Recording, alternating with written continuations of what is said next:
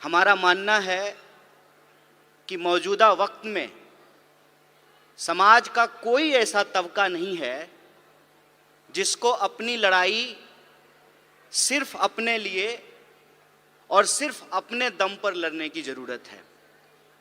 हम जिस दौर में हैं, जिस वक्त में हैं, उसमें हर डिस्कोर्स में एक इंटरसेक्शनैलिटी है। इंटरसेक्शनैलिटी कहने का मतलब ये है कि अगर हम सुरक्षा की बात करें तो सुरक्षा किसी एक तबके की नहीं, पूरे समाज की ज़रूरत है। अगर हम गरीबी उन्मूलन की बात करें तो ये किसी एक जेंडर के लिए नहीं, बल्कि ये सभी जेंडर पे लागू होता है।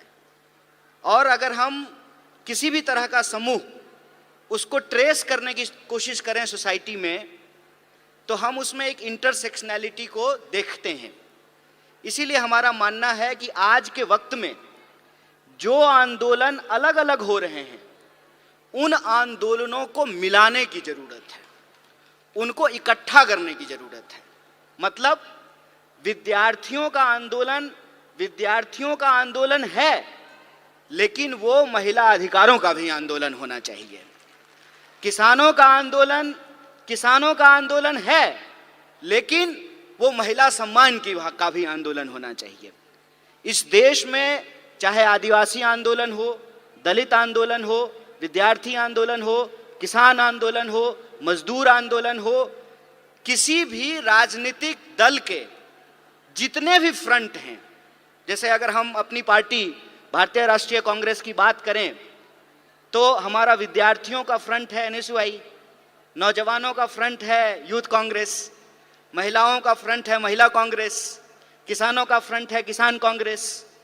हमारा मानना है कि इन सारे फ्रंट को एक साथ मिल करके, एकजुट हो करके ऐसे काम करना चाहिए जैसे लोकतंत्र के 4 स्तंभ होते हैं। हम सबको एक एक स्तंभ के रूप में काम करना चाहिए, मिल करके काम करना चाहिए।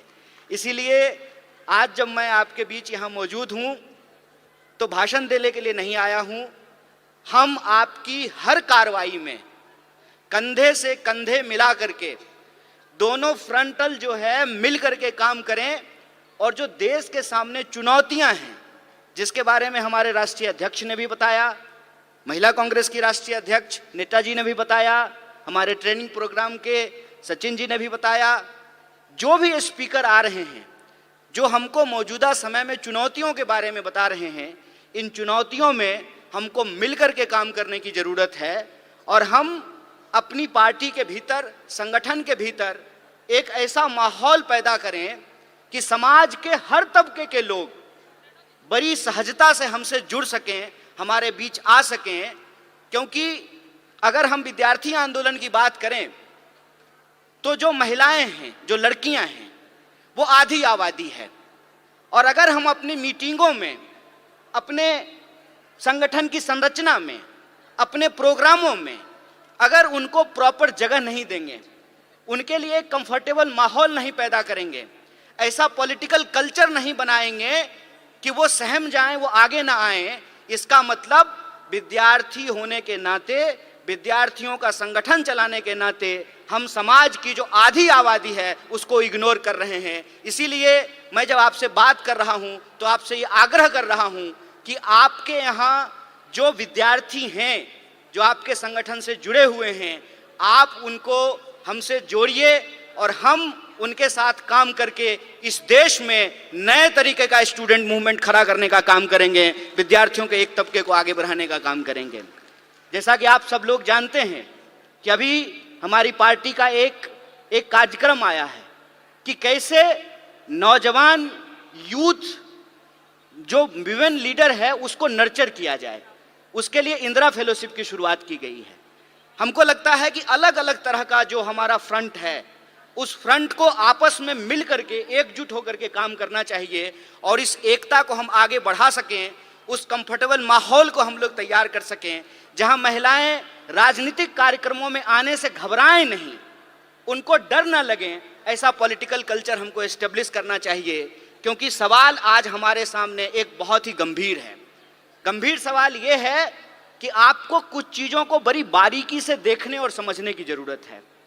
ऐसा नहीं है कि हमारे देश में महिला प्रधानमंत्री नहीं हुई, हमारे देश में महिला राष्ट्रपति नहीं हुई, हमारे देश में लोकसभा के स्पीकर नहीं हुई, गवर्नर नहीं हुई, मेयर नहीं हुई, चीफ मिनिस्टर नहीं हुई, ऐसा नहीं है। तो एक तरफ महिलाओं को प्रतिनिधित्व भी मिला, लेकिन दूसरी तरफ आज की अगर हम बात करें तो महिला अपराधों की संख्या में भी बढ़ोतरी हुई है।